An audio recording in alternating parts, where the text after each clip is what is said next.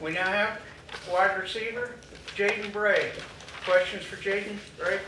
Jaden, so give me an evaluation of your play, you know, and your learning process through the first 3 games. Obviously here in the spring too, but how are you developing? I feel like I'm doing pretty good. I feel like each week I've gotten better in all phases. Just from week 1 to week 3, I just feel like I'm growing. Like I said, I'm just growing and just getting more comfortable and just more relaxed as the games have gone on so far. So yeah. From the outside, it seems wide receiver. Doesn't matter scheme, school, but what are the differences? I would just the differences. Really, I would just say like play wise is different. But like I feel like my job as a receiver is the same. I still have the same rules and I still run routes. I still got to block perimeter on the perimeter. So I don't, other than like plays, I don't feel like there's any big difference or anything like that.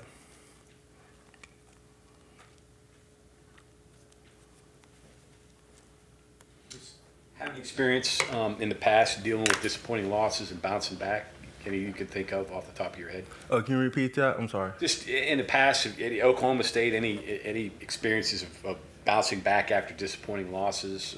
What do you? Oh yeah, you know, of course, you want to go back and look at what we did wrong and go in and fix those things, but you also don't want to just keep looking at those things because you also have to move on to next week and focus on what you got to do next week. So not just like, of course, we're gonna look at what we did wrong and adjust those things, but also, you know, keep that mindset that it's still a long season and we can still reach all of our goals that we had at the beginning of the year. Challenges does Kansas present?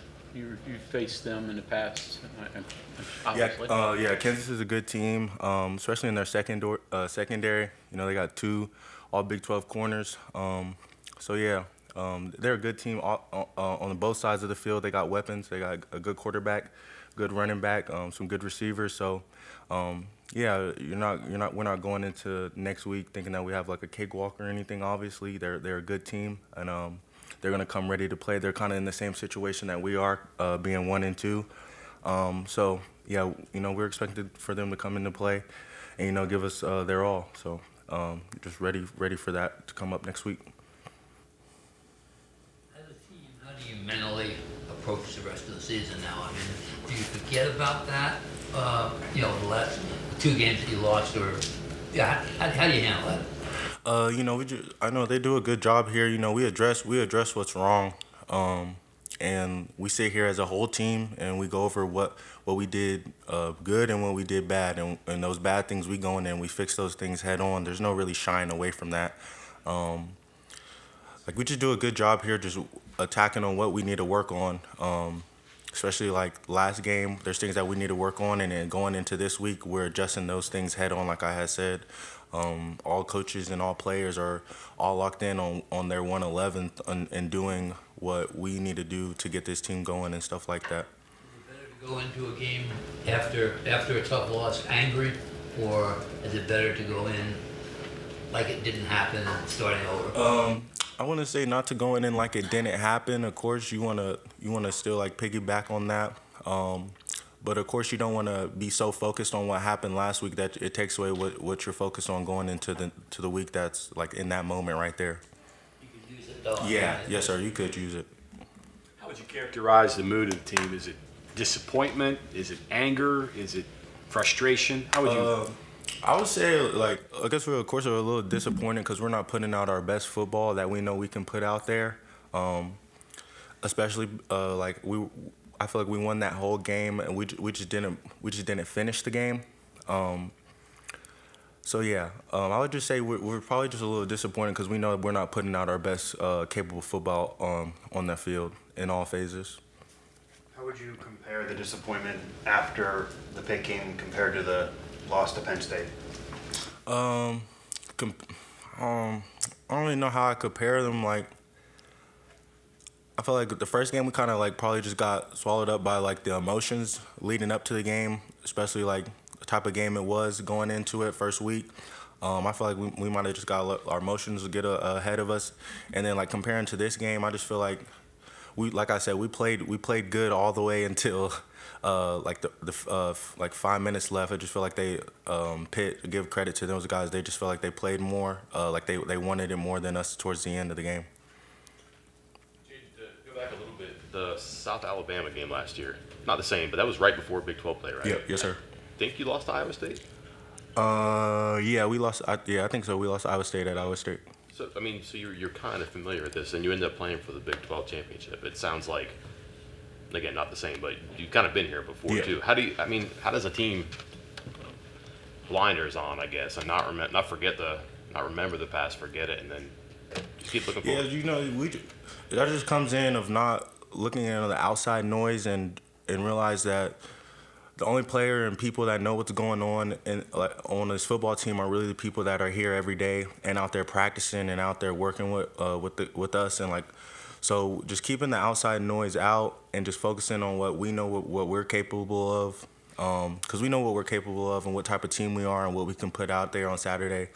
So it's just at this point just going out there and really doing it and showing what we're capable of. Was it hard to believe a team that could lose to South Alabama and then go 0-1 in the Big 12, they could actually get to Dallas and play for it?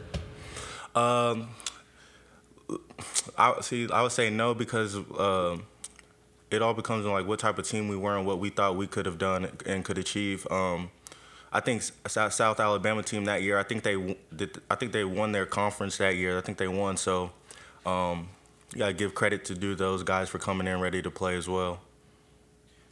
But his point about South Alabama, you got better. The team got better from that point on through the rest of the season. Yeah. How does a team do that? What do you have to do as a team to get from where you are now to where you want to be? Just more locking in and more sacrifices on and off the field. Whether that's just coming in, watching more film, less time on the game, like just stuff like that. Just being more locked in and just showing that if we really want to get to where we want to be, then we just got to do the extra. And Coach Brown's always saying, rare air requires rare effort. So. Neil has talked a couple times about your ability on special teams, coverage and things like that. Did it take you a while to accept that? I mean, not even just here, but earlier in your football career, that special teams was important? Yeah, at OSU, I barely really played any special teams. I was probably just on kickoff return, but I was probably like a 3 on the depth chart, so I didn't really play that much special teams. I always knew special teams were important, but really just being a part of them, I just really wasn't a part of them until I had gotten here. And now that I am here, it really did open my eyes, especially just being at the positions that I am, because they're pretty important positions.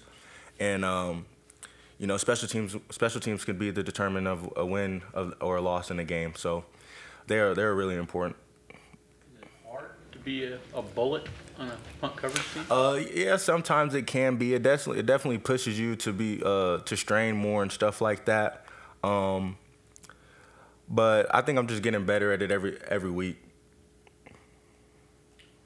Coaches, in that regard, coaches also talk at the next level.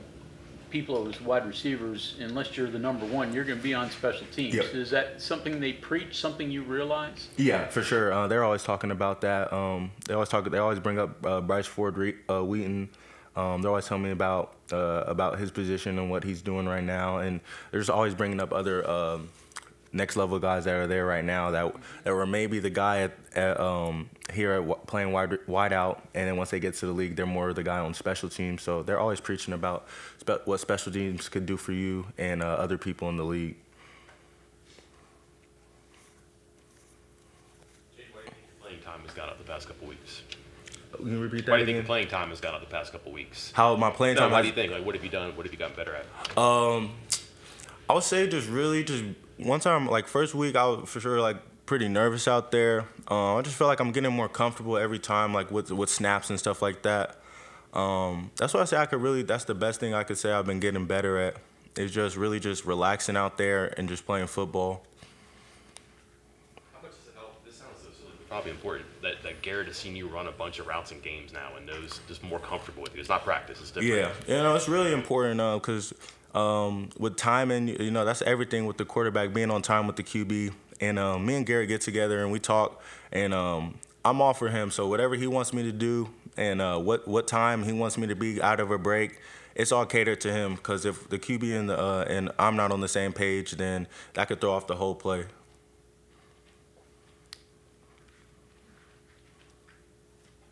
Okay, anything else for Jaden? Yep. All right, thank you very much.